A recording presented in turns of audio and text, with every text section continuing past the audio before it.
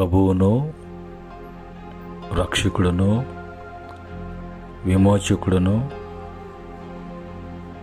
సర్వ అధికారము కలిగినటువంటి ప్రభువును మరణంలో నుంచి జీవములోకి దాటించడానికి శక్తిమంతుడైనటువంటి దేవుడు తిరిగి మరొక ఉదయకాలపు కృపావాక్య ధ్యానంలోకి ప్రవేశించడానికి సజీవ లెక్కలో జ్ఞాపకం చేసుకున్నటువంటి దేవాతి దేవునికి స్తుతులు స్తోత్రములు చెల్లిస్తూ ఉన్నాను.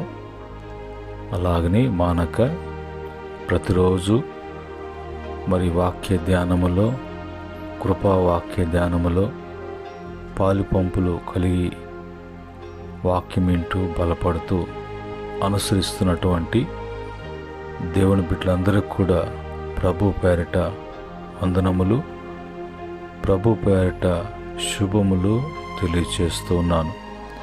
ప్రియమైన దేవుని బిడ్డలారా, తిరిగి ఈ ఉదయకాలం మందు ప్రభు మనకై ఇచ్చినటువంటి వాక్యాన్ని చదువుకొని ప్రార్థనాపూర్వకంగా మనం ధ్యానం చేద్దాం. యెషయా గ్రంథము 60వ అధ్యాయము 18వ వచనములో ఉన్నటువంటి మాటలు చదువుకొని మనము ప్రార్థనాపూర్వకంగా ధ్యానం చేద్దాం. ఇక్కడ రాయబడినటువంటి మాటలను నేను చదువుతున్నాను. ఇకను నీ దేశమున బలాత్కారమను మాట వినబడదు, నీ సరిహద్దులలో పాడు అన్న మాట కానీ నాశనము అను మాట కానీ వినబడదు. రక్షణయే నీకు ప్రాకారములనియు ప్రఖ్యాతియే నీ గుమ్మములనియు నీవు చెప్పుకుందువు. కృపగల తండ్రి, పరిశుద్ధుడా, మీకు వందనాలు. ఉదయకాలం మందు మీ యొక్క పరిశుద్ధమైనటువంటి వాక్యాన్ని మేము ధ్యానం చేయటానికి మాకు ఇచ్చినటువంటి సమయాన్ని బట్టి స్తుతిస్తున్నాం. ప్రభు, ఈ సమయంలో నీ దాసును మరుగుపరిచి మీరే వివరించి బోధించమని, తద్వారా ప్రభా ప్రతి బిడ్డ కూడా ఆత్మీయంగా స్థిరపడటానికి కృప దయచేయమని యేసు నామములో అడిగి వేడుకుంటున్నాము తండ్రి, ఆమేన్.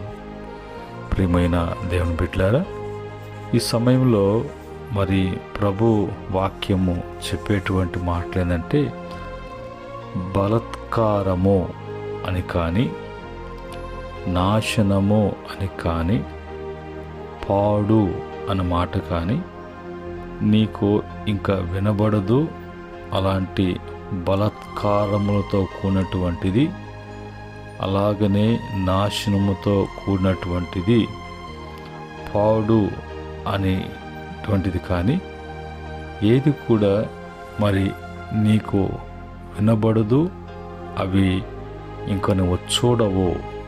వాటిలో నుంచి నీవు ప్రత్యేకించబడినటువంటి వాడుగా, అందులో నుంచి నీవు రక్షించబడినటువంటి వాడుగా దేవుని యొక్క రక్షణ ప్రాకారము నీకు ఉంటుంది. ఒక ప్రఖ్యాతి అనేది నువ్వు కలిగినటువంటి వాడుగా ఉంటావు. కనుక ఈ లోకానికి యేసు ప్రభువారు ఎందుకు వచ్చారు అంటే ఆయన పాపులకు రక్షకుడుగా వచ్చాడు. పాపములో ఉన్నటువంటి వారందరూ కూడా వారిని రక్షించటానికి, ఉన్నటువంటి మరి బంధకాల నుంచి విడిపించబడినటువంటి బిడ్డలందరూ కూడా వారు కాపాడబడినటువంటి వారుగా దేవుని యొక్క రక్షణ ప్రాకారములో, దేవుని యొక్క ప్రాకారములో వారందరూ కూడా ఉండటానికి ప్రభు యొక్క ఏర్పాటు. కనుక ఈ ఏర్పాటులో ఆ రక్షణ ప్రాకారములో విడిపించి రక్షించి ఆయన ఉంచినటువంటి, ఆయన వేసినటువంటి ఆ రక్షణ ప్రాకారములోనే ఉన్నప్పుడు మనకంటూ ఒక ఖ్యాతి, ఒక ప్రఖ్యాతి అనేది కలిగినటువంటి వారంగా ఈ లోకములో ఆనందంగా జీవితాన్ని కొనసాగించడానికి యేసుక్రీస్తు వారి ద్వారా మనకు అది కలుగుతుందని, ఆ విధంగా కలుగు చేయబడ్డాయి కనుక ఇవి తెలియక ఎరగక ఒకవేళ లోకములోనే ఉంటూ లోకముని ఆశ్రయిస్తూ లోకములో ఉంటున్నటువంటి ఆచారాలు పద్ధతుల్ని పాటిస్తూ అందులోనే వాటిని అలవాటు చేసుకొని వాటికి అలవాటు అయిపోయి చాలా వరకు జీవితాలు కుటుంబాలలో వాళ్ళకి నిజమైనటువంటి మారు మనస్సు, నిజమైనటువంటి రక్షణ అనేది వారి జీవితాలలో లేకుండా పోతూ ఉంటుంది. తద్వారా వాళ్ళు నిలిచి ఉన్నాము అని అనుకుంటున్నారు, కానీ వాళ్ళు జీవితాలలో వాళ్ళు ఆత్మీయ స్థితిలో పడిపోయినటువంటి వారుగా, తిరిగి లేవలేనటువంటి వారుగా ఆ బంధకాలలో చిక్కుకొని వారికి ఏది కూడా అర్థం కానటువంటి పరిస్థితుల్లో వాళ్లకు ఒక కన్ఫ్యూజ్ అనేది వాళ్ళ జీవితాల్లో వాళ్ళు కలుగు చేసుకొని అనేక మంది జీవితాలలో నష్టాన్ని కొని తెచ్చుకుంటున్నారు. అయితే యేసుక్రీస్తు వారు ఆయన నశించిపోతున్నటువంటి దానిని వెదికి రక్షించుట కొరకు ఆయన పాపులకు రక్షకుడుగా ఈ లోకానికి వచ్చి మానవులను అలాంటి కన్ఫ్యూజ్లో ఉన్నటువంటి వారిని లోకాన్ని అనుసరిస్తూ లోకానికి లోక కార్యాలకు అలవాటైపోయి వాటి నుంచి బయటపడలేక పితుల కానించి ఒక ఆచారాన్ని వాళ్ళు సృష్టించుకొని ఆచారంలోనే ముందుకు వెళ్ళిపోతూ ఉన్నటువంటి పరిస్థితి. కనుక ఇలాంటి పరిస్థితుల్లో ఉన్నటువంటి వ్యక్తి రక్షించబడకుండా ఆ యొక్క వ్యక్తి తన పాపపు క్రియలోనే అలాగనే మరణిస్తే అతను పరలోకానికి వెళ్ళడు, కానీ పాతాళంలోకి పాతాళంలో ఉన్నటువంటి అగ్నిలోకి మనిషి వెళ్ళి అతను అతని జీవితకాలం అంతా కూడా ఆ యొక్క అగ్నిలో కాల్చబడుతూ అతనికి మరణం అనేది లేకుండా ఆ యొక్క అగ్ని చేత బాధించబడుతూ అలాగనే అలాగే జీవించటానికి దేవుడు మానవుణ్ణి కలుగు చేయలేదు. కనుక ఈరోజు ఆ మానవుడు నశించిపోకూడదు, దేవుని యొక్క ఆత్మను కలిగినటువంటి వారు నరకానికి పోకుండా నరకములో నుంచి ప్రభు రక్షించి వాళ్ళని జీవంలోకి పోవటానికి యేసు ప్రభు వారు వచ్చారు. అయితే రక్షణ అనేది ఎలాగా పొందుకుంటారు, రక్షణ కలగటానికి క్రమము పద్ధతి ఏంటి అని చూసినప్పుడు బైబిల్లో రోమాపత్రిక 10వ అధ్యాయం 9వ వచనం ప్రకారంగా విశ్వాసము అనేది మొదటగా ఉండాలి. విశ్వాసాన్ని బట్టి దేవుని యొక్క రక్షణ కార్యాన్ని రక్షించబడటము అనేది జరుగుతుంది. రెండవదిగా 2వ తిమోతి పత్రిక 3:15 ప్రకారంగా దేవుని యొక్క వాక్యము తెలియాలి. వాక్యమును తెలియచేస్తున్నప్పుడు, వాక్యము తెలియపరుస్తున్నప్పుడు, ఆ వాక్యానుసారంగా జీవించినప్పుడు రక్షణ మార్గంలోకి నడిపించగలడు. ఎఫెసీ పత్రిక 2:8 ప్రకారంగా దేవుని కృప ద్వారానే మనము రక్షించబడుతున్నాం, కానీ మన యొక్క భక్తి కాదు అనేది వాక్యం తెలియచేస్తున్నది. 2వ కొరింథీ పత్రిక 7:10 ప్రకారంగా మారు మనసు పొందాలి. మనసు ఇప్పటి వరకు లోకములో ఉంటే ఆ లోకముల నుంచి మన మనసును దేవుని వైపుకి మార్చబడాలి, మార్చుకోవాలి. లోకంలో ఉన్నప్పుడు నువ్వు భూ సంబంధిగానే లోక సంబంధంగానే లోకములోనే ఉండిపోవాల్సి వస్తుంది. అయితే మనసు మారి ఎప్పుడైతే దేవుని వైపుకు నీ మనసు మలుతుందో అప్పుడు దేవుని యొక్క రక్షణ కార్యము నీ జీవితంలో ప్రారంభించబడతాది. తర్వాత అపోస్తుల కార్యము 4:12 ప్రకారంగా భూమి మీద ఉన్నటువంటి ఏ నామం వలన కానీ మనిషికి రక్షణ కలదు, కానీ మరి ఇవ్వబడినటువంటి యేసు అనగా రక్షకుడు. యేసు నామములోని ఆ రక్షణ పొందుకోవటానికి అవకాశం ఉన్నది. కానీ మరి ఈ భూమి మీద అనేక మంది మరి దేవుళ్ళు, దేవతలు అని పిలువబడుతూ ఉన్నారు, కానీ ఆ నామం వలన ఎవరికి కూడా మరి రక్షణ అనేది కలగదు. అందుకని మరి మత్తయి సువార్త 1:21 మరి ఆయనే తన ప్రజలను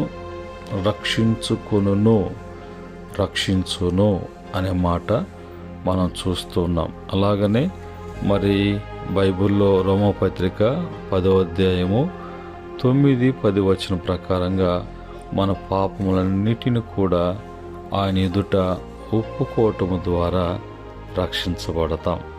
అలాగనే మత్తయి సువార్త 24:13 ప్రకారంగా ప్రతి విషయంలో కూడా ఓర్పు సహనముతో ఏదైనా కూడా మనం సాధించుకోవటానికి పొందుకోవటానికి అవకాశములు మనము కలిగినటువంటి వారంగా ఉంటాం. అలాగనే మరి మన జీవితాలలో ఆ విధంగా ప్రభు యొక్క ఏర్పాటు, రక్షణ ఏర్పాటు మన యొక్క మరి జీవితాలలో అనుగ్రహించబడటానికి, అలాగనే మరి రక్షణ పొందుటకు చేయవలసినటువంటి కార్యములేంటి అన్నప్పుడు మన యొక్క పాపాలను ఒప్పుకొని మనము పశ్చాత్తాపముతో, ఎప్పుడైతే మనము పశ్చాత్తాపముతో పాపాలు ఒప్పుకుంటామో ఆ తర్వాత పాపాలు ఒప్పుకొని యేసుక్రీస్తు యొక్క రక్తము చేత కడగబడినటువంటి వారమై మనము దేవుని యొక్క ఆత్మతో నింపబడినటువంటి వారముగా, అలాగనే బాప్తిసము అనేటువంటి క్రమంలోకి మనము వెళ్ళినప్పుడు ఆ విధంగా మనం ఉన్నప్పుడు రక్షణ అనేది మనకు కలుగుతుంది. అలాగనే మరి ఆ తర్వాత సంఘములో చేర్చబడిన తర్వాత యాకోబు పత్రిక 1:21-25 వరకు చూసినట్లయితే వాక్యాన్ని అనుసరించి మనం నడుచుకోవాలా, ఏదైనా కూడా వాక్యానుసారంగా మనం జీవించాలి. కనుక మరి అపోస్తుల కార్యము 2:38-42 వరకు మరి ఒక మనిషి రక్షణ పొందుటకు ఏమి చేయవలెనో అనే మాటలు అక్కడ క్రమంగా రాయబడ్డాయి. ఆ క్రమంలోనే మనము మరి మన తప్పులు ఒప్పుకోవటం కానీ, పాపాలు ఒప్పుకోవటం కానీ, వాటిని విడిచిపెట్టడం కానీ, మన జీవితంలో చేసినటువంటి తప్పుల్ని ఒప్పుకోవటంలో పశ్చాత్తాపడటము అనేది మన ప్రభు యొక్క కనికరము మన మీద ఉంచి మనల్ని రక్షించటానికి, ఆయన విమోచించటానికి దేవుని యొక్క ఘనమైనటువంటి కార్యాలు మన జీవితంలో జరుగుతాయి. అలాగనే మరి రక్షణ పొందినటువంటి వారి జీవితంలో వాళ్ళు కలిగేటువంటి ప్రయోజనములు ఎలాగుంటాయి అన్నప్పుడు మరి బైబిల్లో నుంచి మత్తయి సువార్త 1:20 ప్రకారంగా పాపముల నుంచి విడుదల కలుగుతుంది. రెండవదిగా రోమపత్రిక 5:9 ప్రకారంగా ఉగ్రత నుంచి విడుదల, విడిపించబడటం, తప్పించబడటము అనేది జరుగుతుంది. అలాగనే మూడవదిగా మరి యోహాను సువార్త 3:16-17 వరకు నిత్య మరణము నుండి విడుదల మనకు కలుగుతుంది. కనుక మరణము అనేది మరి నరకం అనేది లేకుండా తప్పించబడతాం. అలాగనే మరి బైబిల్లో ఉన్నటువంటి హెబ్రీ పత్రిక 2:14 ప్రకారంగా అపవాది శక్తి నుంచి విడుదల, వాడి కార్యాలు, వాడి తంత్రముల నుంచి విడిపించబడటానికి దేవుని యొక్క రక్షణ ప్రయోజనము మానవునికి మరి అందించబడుతూ ఉన్నది. అలాగనే మరి గలతీ పత్రిక 1:4 ప్రకారంగా ఈ దుష్ట లోకముల నుంచి మనకు గొప్ప విడుదల, ఈ దుష్ట లోకం నుంచి దేవుని యొక్క గొప్ప రక్షణ అనేది మనకి యేసుక్రీస్తు ద్వారా అవన్నీ కూడా అనుగ్రహించబడటం, అవన్నీ కూడా కలిగి ఉండటానికి ప్రయోజనాలుగా రక్షణ ప్రయోజనం మనకి కలుగుతూ ఉన్నది.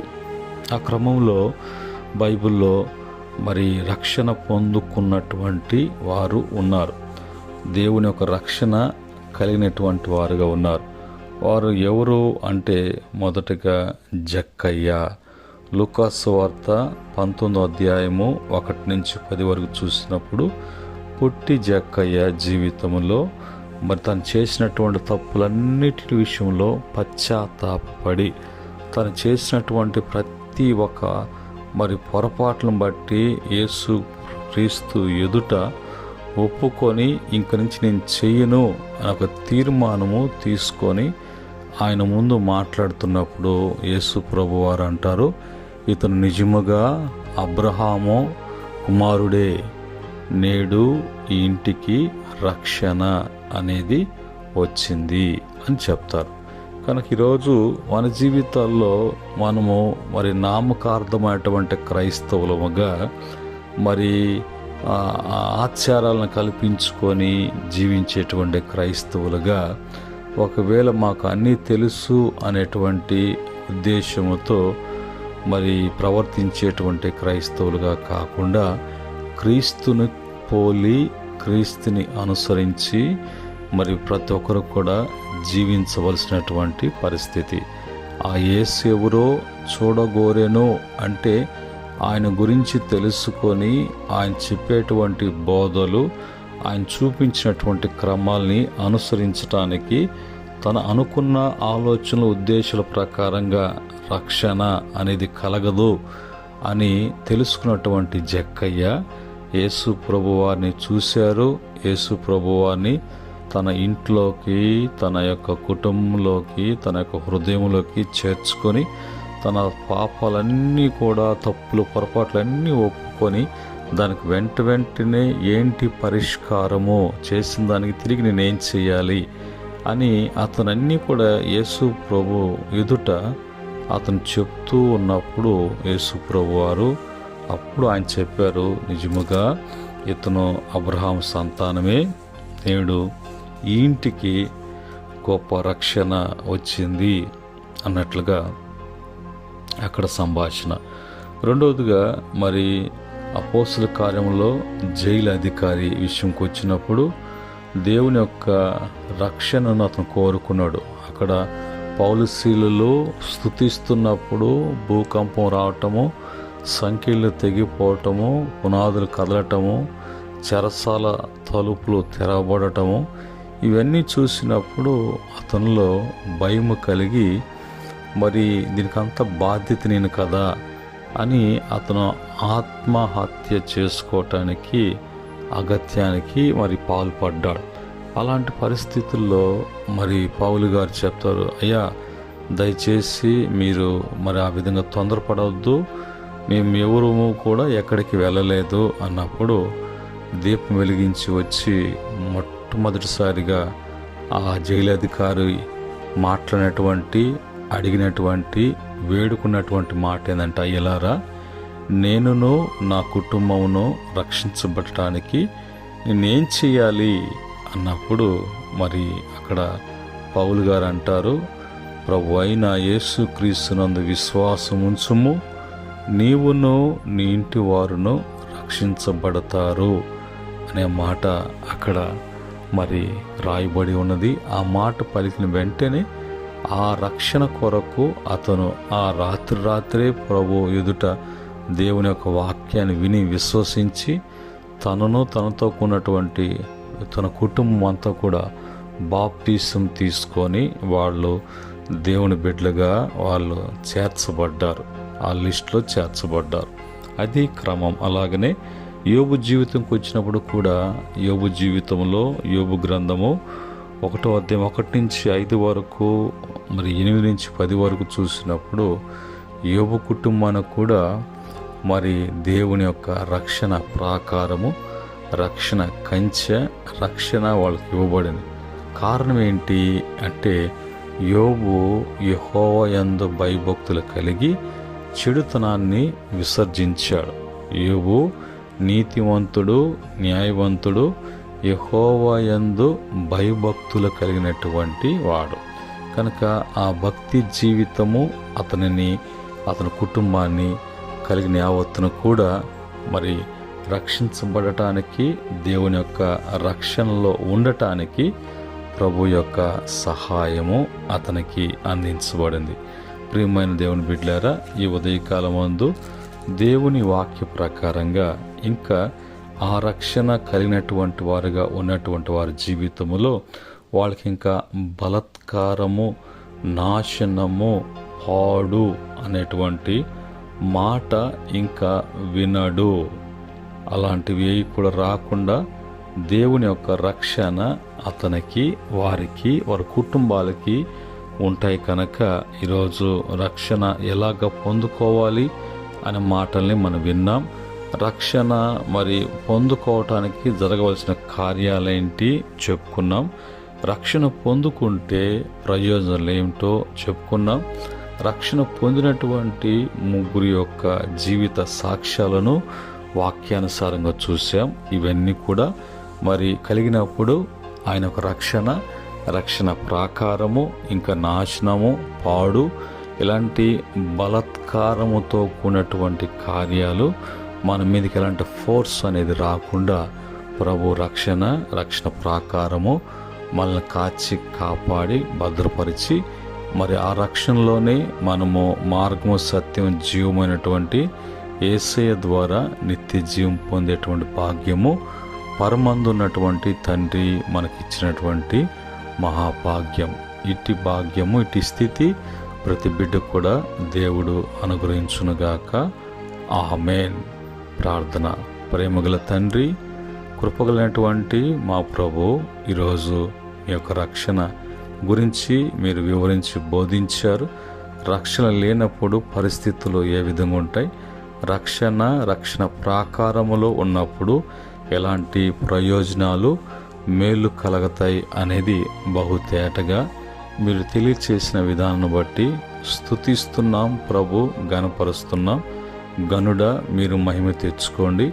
ఈ యొక్క మాటలు వింటున్న బిడ్డల జీవితాల, కుటుంబాలలో వారికి రక్షణ ఉన్నదా లేదా, వాళ్ళు రక్షణ కోరుకుంటున్నారా, వాళ్ళు రక్షణలో ఉన్నారా, రక్షణ అంటే ఏంటో తెలియనటువంటి పరిస్థితుల్లో ఉన్నటువంటి బిడ్డలకు ఇవన్నీ మాటలు తెలియచేయబడి తిరిగి నాయన నీ ద్వారా రక్షణ, నీ ద్వారా విమోచన, విడుదల, భద్రత అని తెలుసుకొని ప్రతి బిడ్డ కూడా నీ పాద సన్నిధికి రావడానికి కృప దయచేయమని యేసుక్రీస్తు యొక్క పరిశుద్ధమైన నామములో అడిగి వేడుకుంటున్నాము తండ్రి. ఆమేన్. సమస్త జ్ఞానముకు మించిన తండ్రి ప్రేమయు, కుమారుడైనటువంటి యేసయ్య కృపయు, పరిశుద్ధాత్మ యొక్క అన్యోన్య సహవాసం మాటలు వింటూ అనుసరిస్తూ బలపడుతూ ప్రభుని ఘనపరుస్తున్న బిడ్డలకును, సకల పరిశుద్ధులకును, ఆయన పరిచర్లకును సదా తోడై ఉండి నడిపించునుగాక. ఆమేన్. దేవుడు మిమ్ములను, మీ కుటుంబాలను అన్ని విషయాలలో ఆయన రక్షణ ఇచ్చి భద్రపరిచి స్థిరపరిచి నిత్య జీవము అనుగ్రహించునుగాక. ఆమేన్.